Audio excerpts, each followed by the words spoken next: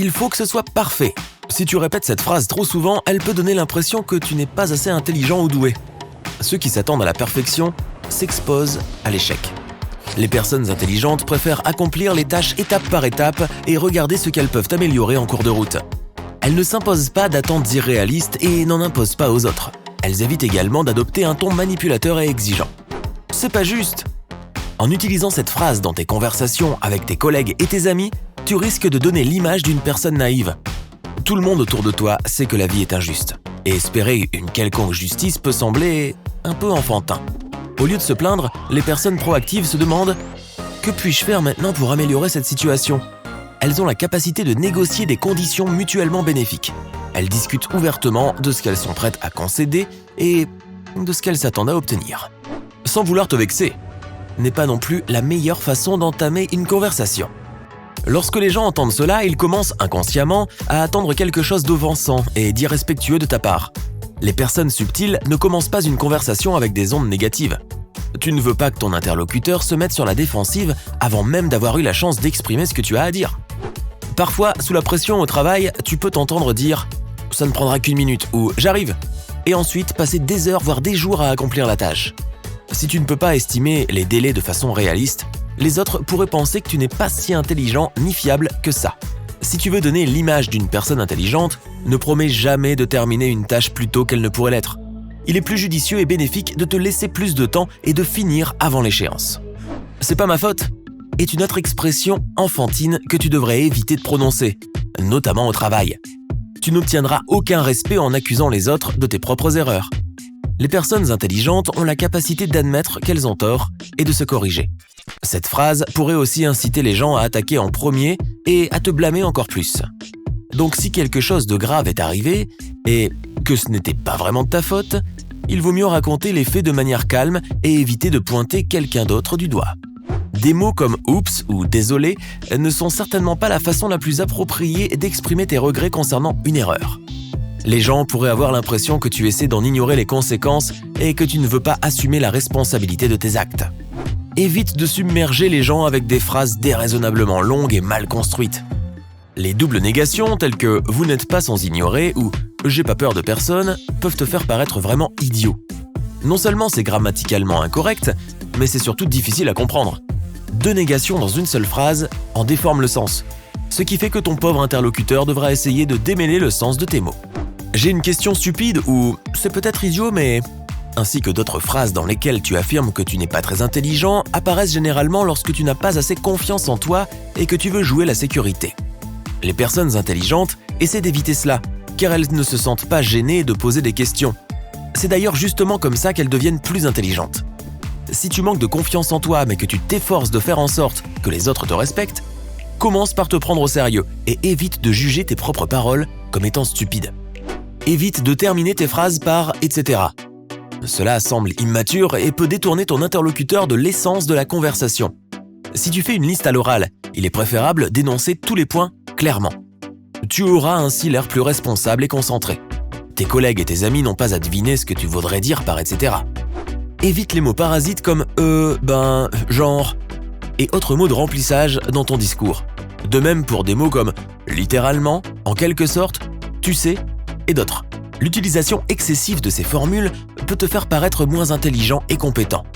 Si elles surgissent automatiquement, essaie de respirer plus profondément quand tu parles et n'aie pas peur de prendre du temps ou de faire une pause si tu en as besoin. Ce n'est pas mon boulot. Les personnes qui refusent d'assumer des responsabilités qui vont au-delà de leur poste risquent de laisser une impression négative. Les autres peuvent penser que tu ne t'intéresses pas à ton propre développement personnel et que tu accomplis des tâches minimales uniquement pour obtenir ta paie à la fin du mois. Bien sûr, tu dois protéger tes droits et empêcher quiconque d'exploiter ton temps gratuitement. Les personnes les plus astucieuses utilisent donc ces situations comme des prétextes pour négocier une promotion ou une augmentation de salaire, au lieu de simplement refuser la charge de travail supplémentaire. Ne mentionne jamais ton QI phénoménal comme étant une preuve que tu es plus intelligent que tout le monde. Les psychologues ont déjà découvert des dizaines de types d'intelligence différentes, notamment l'intelligence linguistique, visuelle, musicale, rythmique ou encore émotionnelle.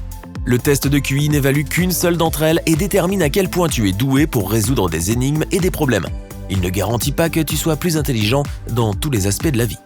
C'est pourquoi se référer au test de QI comme preuve de ton intelligence exceptionnelle peut sembler déplacé. De nos jours, les technologies se développent rapidement et les innovations deviennent vite obsolètes. C'est pourquoi la phrase « j'ai toujours fait comme ça » te donne l'air un peu paresseux et réticent au progrès. Cela amène les gens à se demander pourquoi tu n'as pas pris le temps d'améliorer tes habitudes. Si tu répètes souvent des mots qui te font paraître paresseux et placide, il est peu probable que ton responsable ait envie de te confier des responsabilités ou une promotion. Un autre moyen facile de paraître idiot est d'utiliser des mots que tu ne comprends pas vraiment dans ton vocabulaire. Si tu n'es pas sûr à 100% de la signification d'un mot ou de sa prononciation correcte, cherche-le sur Internet, ou alors évite de l'utiliser. Fais attention à ne pas utiliser trop de mots à la mode et de jargon professionnel juste pour avoir l'air cool. Surtout avec les personnes qui ne connaissent pas la signification de ces mots. Cela peut donner l'impression que tu es un robot qui manque d'empathie et qui récite un livre. Il est normal de dire « je ne suis pas sûr » de temps en temps si tu parles de certains faits. Mais si tu exprimes ta propre opinion et que tu prends trop de pincettes, cela peut sembler confus et maladroit.